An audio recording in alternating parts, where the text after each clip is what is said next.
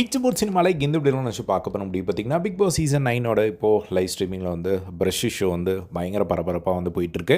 So brush show என்ன அப்படின்னு தெரியாதவங்களுக்கு மேலே வந்து கார்டில் வந்து வீடியோ ஆட் பண்ணியிருக்கேன், அண்ட் என் ஸ்க்ரீன்லேயும் வந்து ஆட் பண்ணியிருக்கேன், செக் பண்ணி பாருங்கள். ஸோ இப்போது இந்த ஒரு ப்ரஷ் ஷோவில் வந்து பார்த்திங்கன்னா, நெக்ஸ்ட்டு ஒரு திருப்பமாக வந்து இப்போ அந்த ஒரு ப்ரஷ்ஷை வந்து யார் ஃப்ளஷ் டேங்க்குள்ளே எடுத்துகிட்டு போய் போட்டாங்க அப்படிங்கிறத விட்டுட்டாங்க. இப்போ வந்து சபரியை வந்து இந்த ஒரு விஷயத்துக்காக ரவுண்டு கட்டி ஒரு மாதிரி மாட்டிட்டு முழிக்கிறார் அவர். ஸோ என்ன ஆயிடுச்சு அப்படின்னா, இப்போ வந்து சாண்ட்ராவும் திவ்யாவும் வந்து எங்களை எப்படி நீ சந்தேகப்படலாம் அப்படின்னு சொல்லி இப்போ வந்து சபரியை வந்து ரவுண்டு கட்டிட்டாங்க. அதே மாதிரி அரோராவும் வந்து சரமாரியாக வந்து ஒரு கேள்வி கேட்குறாங்க. அப்படி என்ன உனக்கு வந்து அந்த குப்பையை எடுத்து வச்சு 2 நாளாக, அதுவும் என்ன குப்பையாக வேணால் இருக்கட்டும், ஒரு குப்பை அப்படின்னா அதை அன்றைக்கே டிஸ்போஸ் பண்ணக்கூடிய ஒரு விஷயம். அதை எடுத்து வச்சு நீ ப்ரூஃப் பண்ணணும்னு நினைக்கிறது என்ன? அது வந்து ரொம்ப கேவலமாக இருக்க அந்த ஒரு பிஹேவியர், எதுக்காக அதை நீ பண்ண அப்படின்னு கேட்கும்போது, இல்லை யாரோ இதை பண்ணுறாங்க அப்படிங்கிற ஒரு சந்தேகம் எனக்கு இருந்தது. ஸோ சாண்ட்ராவும் திவ்யாவும் அந்த இடத்துல குப்பை தொட்டியில் ஏதோ போடுற மாதிரி இருந்தது. சரி, அவங்களுக்கு ஏதோ ப்ராங்க்காக டாஸ்க் கொடுத்துருப்பாங்களோன்னு நினச்சிட்டு தான் நான் அந்த ஒரு விஷயத்தை வந்து நான் பண்ணேன் அப்படிங்கிற மாதிரி சபரி வந்து சொல்லிடுறாரு.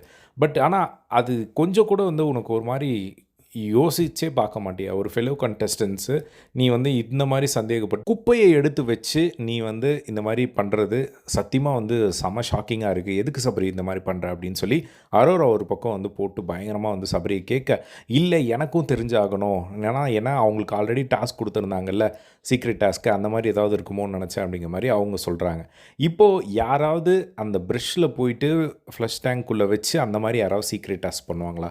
கொஞ்சமாவது ஒரு காமன் சென்ஸ் இருக்கா யோசிக்கிறதுக்கு அப்படின்னு சொல்லி இப்போது வந்து சபரி வந்து சரமாரியாக வந்து கேட்டுட்ருக்காங்க. அதுக்கப்புறம் சாண்ட்ராவும் திவ்யாவும், இப்போது நீ என்ன சொல்ல வர, எங்கள் 2 பேரையும் வந்து ஒரு அக்யூஸ் பண்ணுற மாதிரி ஒரு சில விஷயங்கள் வந்து வைக்கிறேன், நாங்கள் 2 பேர் தான் இதை வந்து பண்ணுறோம் அப்படிங்கிற மாதிரி தான் நீ இதை வந்து ப்ரொஜெக்ட் பண்ணுற அப்படின்னு சொல்லிட்டு சாண்ட்ராவும் திவ்யாவும் வந்து பார்த்திங்கன்னா இப்போ சுற்றி உழைச்சி பயங்கரமாக சபரி வந்து கேட்டுட்ருக்காங்க. ஸோ சபரி வந்து பார்த்திங்கன்னா கொஞ்சம் ஒரு சில விஷயங்கள் வந்து கொஞ்சம் ஓவராக பண்ணி இந்த மாதிரி மாட்டிக்கிறது வந்து பார்க்க முடியுது.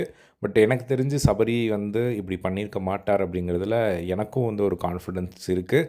பட் அதை யார் பண்ணாங்க அப்படிங்கிறது தெரிஞ்சே ஆகணும். ஏன்னா சபரி வந்து அவர் எல்லா விஷயத்தையும் பண்ணிவிட்டு இந்த அளவுக்கு கான்ஃபிடெண்ட்டாக சத்தியமாக பேசவே முடியாது. அப்படி சபரி தான் கல்ப்ரிட்டாக இருந்தால் அது வந்து உண்மையிலேயே சபரிக்கு ஒரு மிகப்பெரிய ஒரு டவுன்ஃபாலாக இருக்கும். ஸோ நீங்கள் என்ன நினைக்கிறீங்க இந்த ஒரு விஷயத்தில்? யார் அந்த கல்ப்ரிட்டாக இருக்கும் அப்படிங்கிறத கமெண்ட் பாக்ஸில் ஷேர் பண்ணுங்கள். இதே மாதிரி எல்லா பிக் பாஸ் லைவ் அப்படி தெரிஞ்சுக்க நம்மளோட சேனலை சப்ஸ்கிரைப் பண்ணி சப்போர்ட் பண்ணுங்கள். தேங்க்ஸ் ஃபார் வாட்சிங். பை.